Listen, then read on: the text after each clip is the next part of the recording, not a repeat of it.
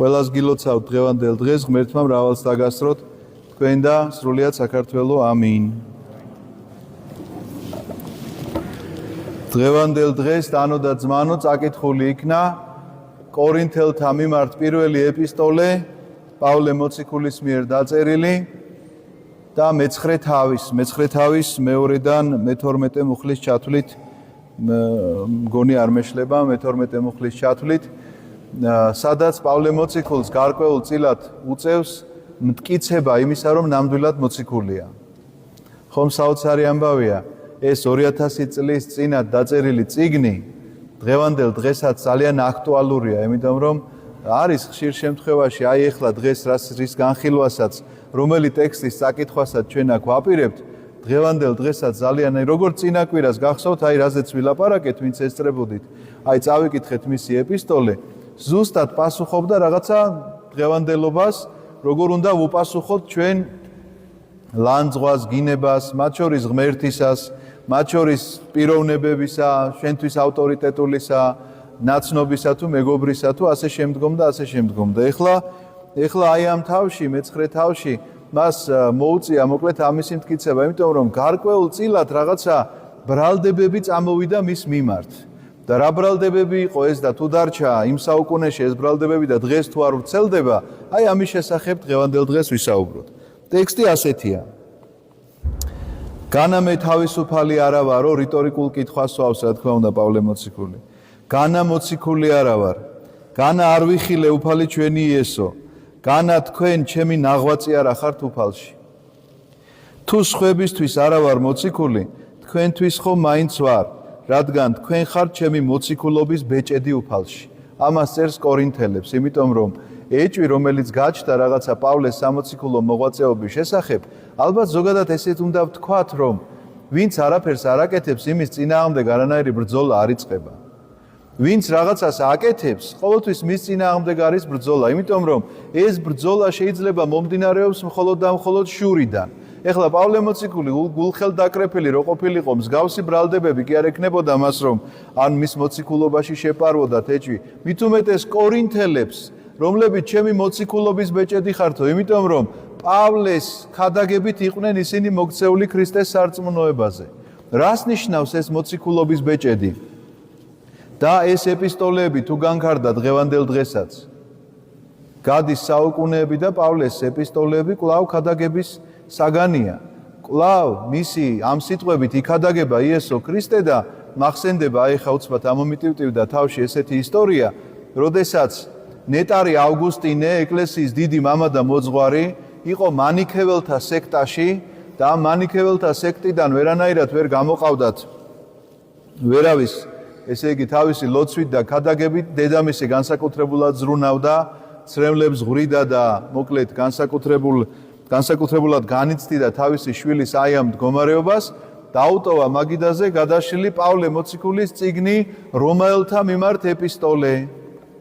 და თვითონ ნეტარი ავგუსტინე ყვება ამ ამბავს, ახსარებანი აქვს ესეთი წიგნი დაწერილი, საკმაოდ ვრცელი და კარგი წიგნია და მაშინ ყვება ასეთ ამბავს, რომ და მაგიდაზე დაუტოვებიაო დედაჩემსო ეს წიგნიო, მე კიდეო ეზოდანო ხმამესმისო ბავშვიო, მიდის და მღერისო, აიღე წიგნი და წაიკითხე, აიღე წიგნი და რაღაცა ესეთ ტექსტს იმეორებსო.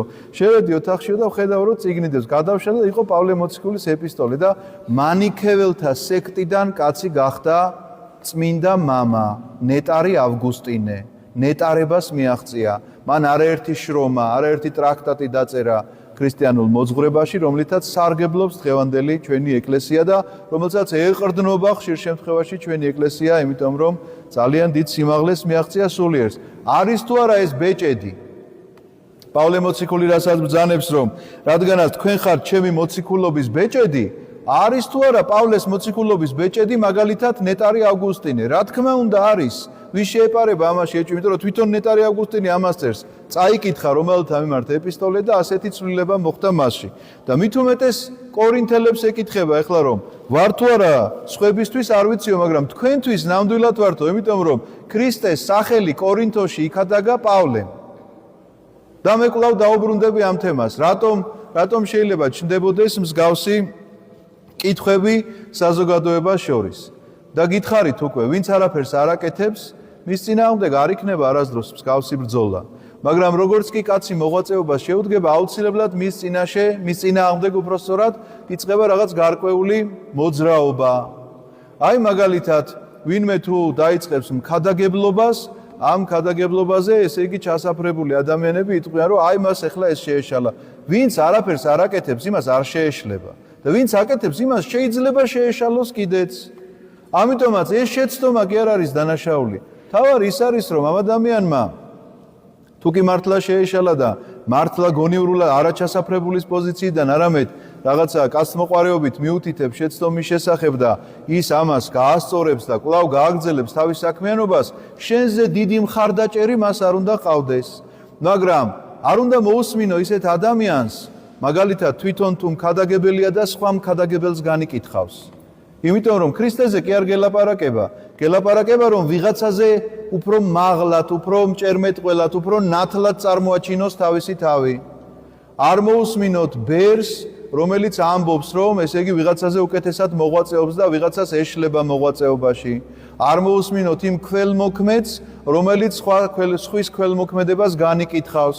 იმიტომ რომ ეს ყველაფერი შურიდან მომდინარეა და თავის წარმოჩინებისგან მომდინარე, მეტი არაფერი და საზოგადოება, რომელიც მსგავს მოსმენებს იწყებს, ხშირად ვარდება ამ შეცდომაში და მე კითხვები უჩნდება, რომ პავლე მართლა მოციქულია, გაუჩნდათ კორინთელებს ეს კითხვა და პავლესგან გაიგეს საერთოდ ქრისტეს შესახებ. ამიტომაც პავლე თამამად წერს, სხვებზე რა გითხრათ, მაგრამ თქვენ ნამდვილად ხართ ბეჭედი ჩემი მოციქულობისაო. აგრძელებს აი რა პასუხს გავცემ ჩემს მკიცხველებს, იმიტომ რომ მას ჩამოუვიდა ეს ხმები და მათ შორის არა მარტო ხმები, არამედ საჩივრები, რომლებიც მის წინააღმდეგ დაიწერა. რა პასუხს გავცემ ჩვენს მკიცხველებს? განა ჩვენ არა გვაქვს ჭამას მისუფლება? განა არა გვაქვს უფლება დავიმგზავროთ მორწმუნე ცოლი, როგორც დანარჩენმა მოციქულმა უფლის ძმებმა და კეფამ? თუ მარტო მე და ბარნაბას არა გვაქვს უფლება რომ არ ვიმუშაოთ? რომელ ჯარისკაცს უმსახურია ოდესმე საკუთარ ხარჯზე, ვინ რგავს ვას და მისი ნაყოფისაგან არ აჭამს, ვინ წყემსავს ფარას და ფარის რძეს პირს არ აკარებს. ეს ეხლა პავლე რასაც წერს, ჩემო ძვირფასებო, პირდაპირ მიანიშნებს იმაზე, რომ განა ჩვენ არა გვაქვს ჭამას მის უფლება, ეტყობა ამ გაკიცხვაში რაღაცა მსგავსი პრეტენზიაც იქნა წაყენებული, რომ ესე იგი პავლე შეიძლება იხილეს სადმე სუფრასთან მსხდომი ამ ადამიანებთან ერთად, ვისაც უქადაგებდა და ამის გამო განკითხვის ესე იგი საგანი გახდა, რომ რატომ ესე იგი ჭამს და სვამს და კითხულობს ამ თამამად კითხულობს და სამართლიანად კითხულობს, რომ განა არა გვაქვს უფლება დავემგზავროთ მორწმუნე ცოლი. სხვათა შორის იცით როგორ წერია მორწმუნე ცოლი წერია აქ თანამედროვე თარგმანში და დაცოლი წერია, ესე იგი ეს და მე ესე იგი გრამატიკული კავშირი მეგონა და მე აღმოვაჩინე რომ არა, ნამდვილად დაზე არის ლაპარაკი და რას გულისხმობს იცით, რომ ქრისტეს წინაშე ყველანი დაძმანი ვართ, ანუ მორწმუნე ცოლი ამ შემთხვევაში ქრისტეს წინაშე როგორც და, იმიტომ რომ კეფაო რომელს ახელებს, კეფა გახლავთ პეტრე მოციქული, თქვენ გახსოვთ ალბათ, რომ მას იესომ კეფა ანუ კლდე უწოდა და კლდე ბერძნულად არის კეფა. ამიტომაც, როდესაც ამბობს, რომ განა არა გვაქვს უფლება, რომ დავიმგზავროთ ცოლი, ეს პეტრე მოციქულის შესახებ წერს, რომ ის ცოლთან ერთად დადიოდა ყველგან, სადაც ქადაგებდა, ცოლი თან ახლდა. ეს იმას ნიშნავს, რომ ის თავის ოჯახსაც ზრუნავდა, რა თქმა უნდა, ბუნებრივია, სამოციქულო მსახურობა არ ნიშნავს იმას, რომ ადამიანი მიატოვებს ყველაფერს და ესე იგი მხოლოდ ქადაგებას მისცემს თავს, ასეთი უფლება აქვს ადამიანს, ვისაც არ ყავს ოჯახი.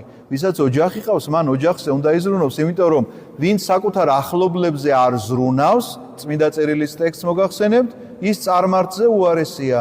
ამიტომაც, თუ მათ აქვთ უფლება, რომ როგორც ჩვენ ძმებს და კეფასო ცოლიც ახლდესო ამ მსახურებაში და აქედან სარგებლობდესო, ჩვენ რატო არა გვაქვს ამისი უფლებაო?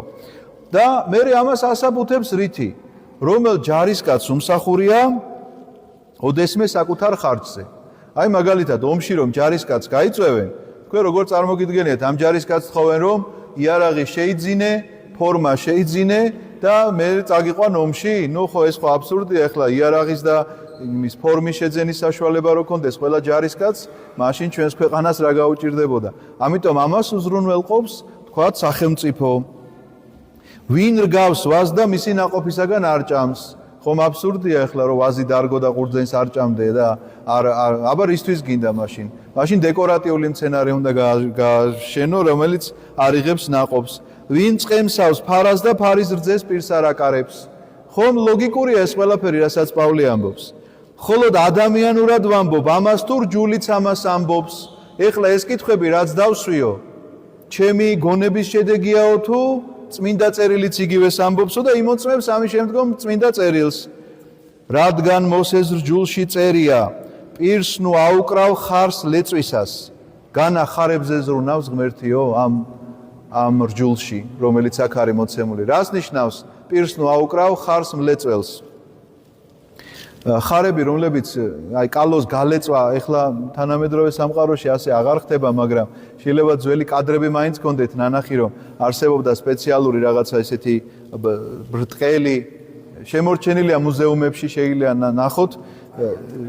ხო, მაია წნეთელი თუ გაქვთ ფილმი ნანახი, იქ არის ეს ძალიან კარგად, რომ ამაზე კალოზე დაფენილი იყო მოკლედ ეს თავთავები და ესე წრეზე უვლის ეს ისა და დგას სიმძიმე მოკლედ აი ამ სიბრტყეზე, რომელზედაც მოკლედ ილეწება აი თავთავები რომ დასვივდეს. ამას რომ თავთავები ცალკე გამოარჩიონ და ნამჯად ცალკე გამოარჩიონ და ამ დროს ხარსო პირი არ აუკრათო ეუბნება, იმიტომ რომ ის რომ ამდენს მუშაობს, იქიდან უნდა შეჭამოს, თორე დაგივარდება, ეს ხარი მოკვდება და აღარ გეყოლება რომ გალეწოს და შესაბამისად ეს ხარებზე ზრუნვისთვის კი არ დაუწერიაო, არამედ დაწერა ადამიანებზე, სადაც ახალ აღთქმაშიც მაცხოვარი პირდაპირ ამბობს, რომ მუშაკს ეკუთვნის თავისი სასყიდელი და რას გულისხმობს ამაში, რა თქმა უნდა გულისხმობს სწორედ აი ამ ანაზღაურება, სადაც პირდაპირ წერს, როდესაც წახვალთ საქადაგებლად, ნუ წაიღებთ ნურს, ოქროს, ნურს, ვერცხლს, ნურს, ტომარას, ნურს მეორე შესამოსელს და ნურს ფულსო, ამას რატო წერს? რომელ სახლში შეხვალთ, იქ ჭამეთ და იქ სვით. ასე წერია პირდაპირ. ამიტომაც პავლე რა თქმა უნდა წერილს იმოწმებს. თუ ამას უფრო ჩვენთვის ამბობს, დიახაც ჩვენთვის არის ეს დაწერილი, რომ ხნელმა მოსავლის იმედით უნდა ხნას. მლეწავმა კი წილის იმედით. თუ სულიერი დავთესეთ თქვენთან, დიდი ამბავია ხორციელი რომ მოვიმკოთო. აი ეს დღევანდელ საზოგადოებას ძალიან აბრკოლებს. იცით რა, მე იმედი მაქვს რომ მორწმუნე საზოგადოებას არ უნდა აბრკოლებდეს ესა, იმიტომ რომ ნამდვილად ჩვენ უნდა შევუწყოთ ხელი მორწმუნეებმა, რომ განვითარდეს, ვიღაცას ხედავ რომ მქადაგებელია, ვიღაცას ხედავ რომ მოღვაწეა, ვიღაცას ხედავ რომ აღშენებელია, ნამდვილად ამაში ხელს უნდა უწყობდე. თუმცა კი მიზეს ყოველთვის ვიღაცა ეხლა რაღაცას იტყვის რომ ის რომ ამას აკეთებს, ამისთვის აკეთებს, იმისთვის აკეთებს, მაგრამ ჩვენ აგერ წმინდა წერილში სახარებაშიც ასე გვიწერია და პავლე მოციქულიც სწორედ ამას მოწმობს, რომ მხნელმა მოსავლის იმედით უნდა ხნას, რომ მიიღებს იმას, რაც დათესა, ლეწავმა კი წილის იმედით, იმიტომ რომ მლეწავი სრულ საქმეში არ არის. ხუნელი არის, რომელიც თავიდანვე ამას ყველაფერს აკეთებს, ლეწავი არის ის, რომელმაც მე უბრალოდ უნდა გადაამუშავოს ფაქტიურად მიღებული მოსავალი. ამიტომ იქედან მას წილი ეკუთვნის და სრული წილი, რა თქმა უნდა, ესე იგი მხნელის არის. ამიტომ თუ სულიერი დავთესეთ თქვენთან, დიდი ამბავია ხორციელი რომ მოვიმკოთ. თუ სხვებს აქვთ ხელმწიფება თქვენზე, ჩვენ უფრო მეტად არა გვაქვს? ამას კითხულობს პავლე მოციქული და სამართლიანად კითხულობს მინდა გითხრათ, იმიტომ რომ რა უფრო მეტია, ვიღაცას აქვს ხელმწიფება თქვენზე. მაგალითად სამსახურში გყავს უფროსი, რომელთანაც ანგარიშვალდებული ხარ. მაგრამ ვისთან უფრო მეტად ანგარიშვალდებული ხარ? შენ სამსახურთან თუ შენს ეკლესიასთან? გიფიქრიათ ამაზე ოდესმე. აი ამაზე გვაფიქრებს დღევანდელი ეპისტოლე. მე კიდევ ერთხელ ვიმეორებ, ძალიან ბევრს აღიზიანებს ეს მსგავსი ქადაგება და მსგავსი გამოთქმები, მაგრამ იმედი მაქვს, რომ ეს მორწმუნეებს არ შეეხებათ. ეს საიდან ვიცით, იცით, რომ რაღაცა გარკვეული ჩემი ქადაგება და გადაცემები, რომელიც იდება YouTube გვერდზე, მე მიწევს პასუხების გაცემა, იქ ძალიან ბევრი კითხვა მოდის. ადრე არ ვკითხულობდი ამ კომენტარებს და მე მითხრეს, რომ რადგანაც ბევრი კითხვებია, უნდა წავიკითხო და იქ თქვენ არ გეგონოთ, რომ სულ კარგი შეფასებები მოდის, მაგრამ როგორც კი ადამიანი იწყებ რაღაცა ასპარეზზე გამოსვლას, ამისთვის მზად უნდა იყო. ნუ იქ ვიღაცა ახლა არაადეკვატურად შეგაგინებს, სულ არ გინახავს, არც იმას უნახავ ხარ შეიძლება, მაგრამ რაღაცა შეგნო არა ესეთ რაღაცებს არ უნდა მიაქციო ყურადღებას. ზოგს მართლაც ადეკვატური შეკითხვა აქვს, მაგრამ ზოგი აბსოლუტურად უსამართლო შეკითხვას სვავს. ზოგი სამართლიანს. აი მაგალითისთვის შეიძლება ვიღაცამ დასვას ეს კითხვა, რომ აი მე რატომ ვარ ვალდებული თქვენს წინაშე?